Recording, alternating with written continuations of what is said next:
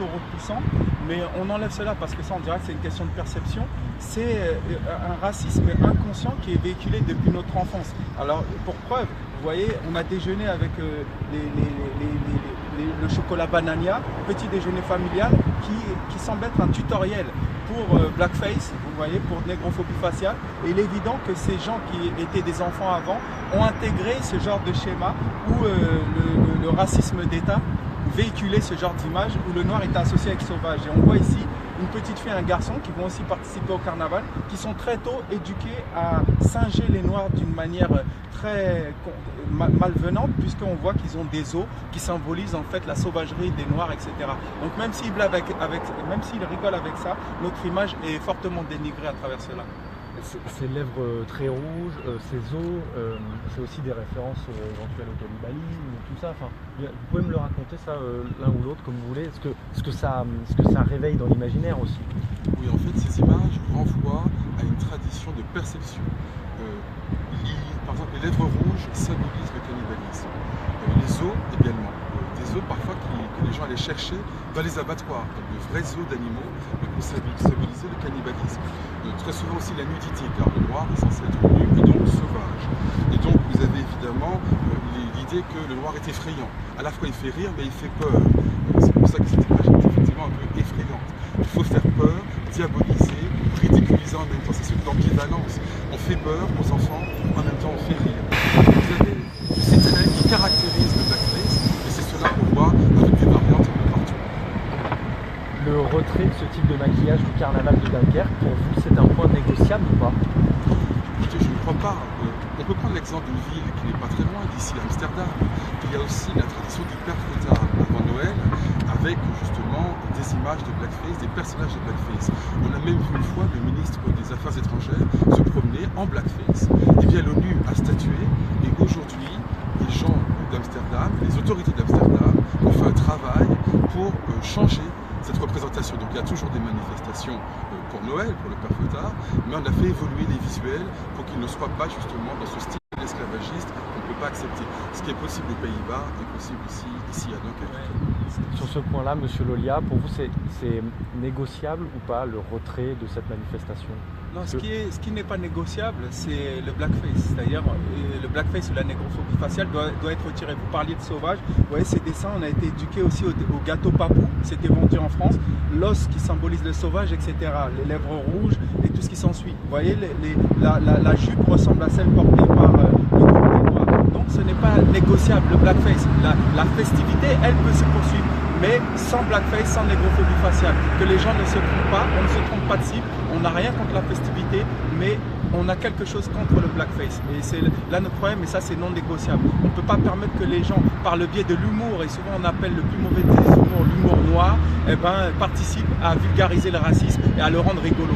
On meurt du racisme, on est discriminé au logement, à l'emploi, dans la justice. À cause du racisme, on est contrôlé au faciès. On ne peut pas faire en sorte qu'il soit vulgarisé, distillé de manière rigolote à travers un carnaval comme celui-ci. Est-ce que le fait qu'on n'est pas certain que derrière ces gens qui se maquillent, il y a une intention première de racisme, ça on ne peut pas en être tout à fait certain, ni vous ni moi. Est-ce que le fait qu'on ne soit pas sûr que derrière il y ait vraiment une intention raciste,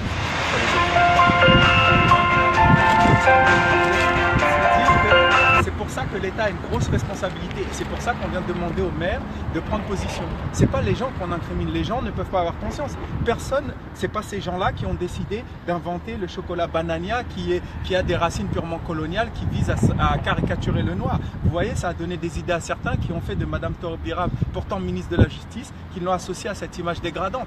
Donc, ce n'est pas ces gens-là qui sont responsables. C'est ceux qu'on leur a incrustés dans la tête. Et donc, l'État français, ou en tout cas les institutions de la France, qui ont collaboré avec cette forme de racisme invisible et qui après fait semblant de le combattre. On est en face d'un pompier pyromane et c'est pour ça qu'on demande aux maires de venir aujourd'hui et de prendre position. Donc que les gens ne se trompent pas, qu'ils soient inconscients, même qu'ils véhiculent ce racisme sans le vouloir, on ne peut pas leur en vouloir, mais ce n'est pas pour autant qu'on doit le laisser passer et on ne le laissera pas passer. Par ailleurs, il faut aussi signaler qu'il y a des actes de racisme volontaire et du racisme involontaire, ça existe, mais c'est quand même du racisme. À un autre niveau, c'est comme les homicides involontaires. Il y a des homicides volontaires ou involontaires, dans un cas comme dans l'autre, les gens sont morts. Donc vous voyez, on a vu récemment chez H&M cette photo avec un jeune garçon noir qui portait portait un sweatshirt sur lequel il était marqué The coolest monkey in the jungle. Bon, peut-être que les gens qui ont fait cette association ne l'ont pas fait de manière volontaire, mais on ne peut pas contester qu'il y a du racisme.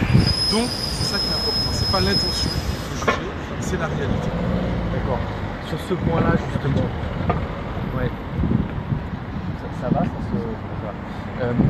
sur ce point-là, justement, le fait que ce soit une manifestation culturelle, que ce soit ancré dans la culture locale, est-ce qu'il n'y a pas une excuse à trouver et une tolérance supplémentaire? On est dans un carnaval, les gens sont déguisés souvent de manière grotesque.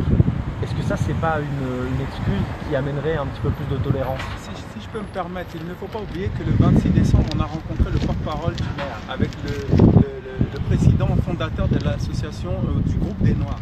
Et il faut savoir que tous deux, et notamment le porte-parole du maire, ont reconnu le caractère raciste et les racines coloniales du blackface. Mais ils ont surtout fait le parallèle, surtout le porte-parole du maire, avec la manière dont les juifs, avant de les exterminer, il a fallu diaboliser leur image, etc. Il a été très sensible à cela et il a parfaitement capté cet aspect des choses.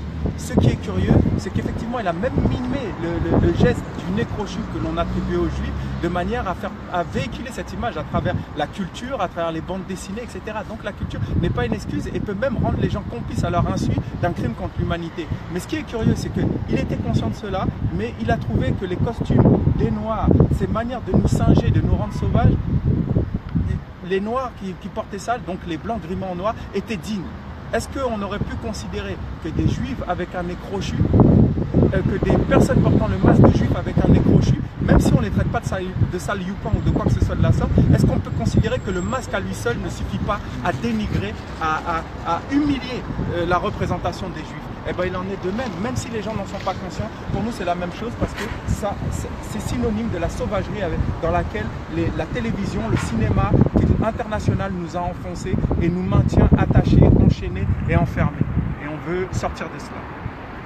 Sur le point de la manifestation culturelle, Monsieur Tain, est-ce qu'il y a une exception culturelle? Est-ce que le fait que ce soit ancré dans la culture locale, est-ce que ça rend pas et puis le point aussi, c'est un carnaval, donc les gens se foutent un peu de la tête des uns des autres, vous voyez ce que je veux dire? Est-ce que ça le rend pas excusable, ce blackface?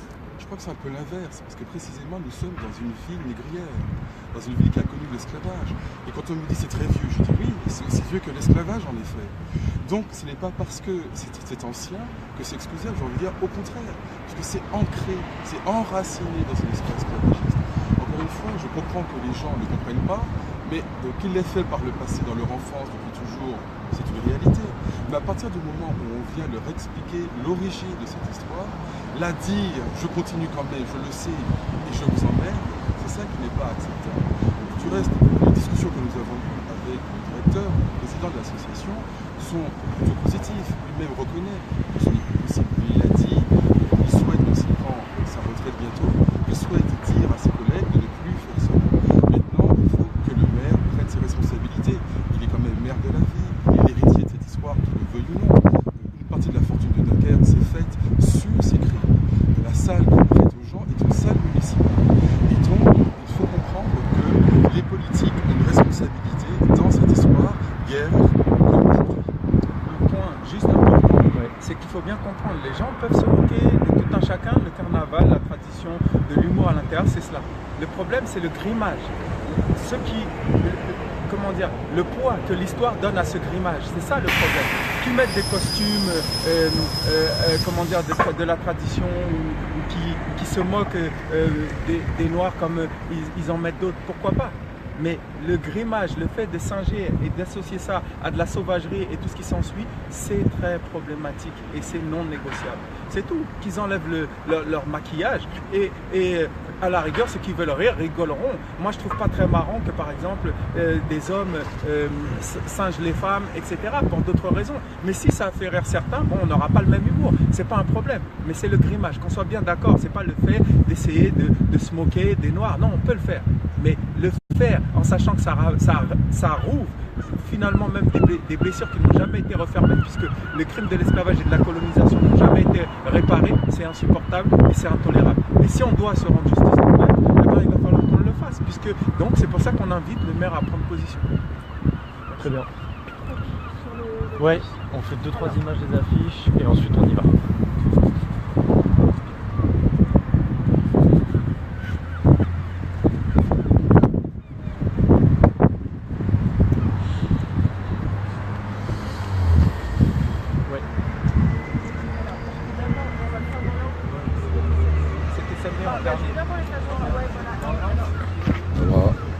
Voilà, comme vous voyez, on est à Dunkerque. Voilà ce qu'on dit, le son, désolé, il y a du vent, désolé, il fait hyper froid. Voilà, là on est en direct de Dunkerque. Voilà, comme vous avez pu voir, le week-end dernier, on avait mis plusieurs affaires.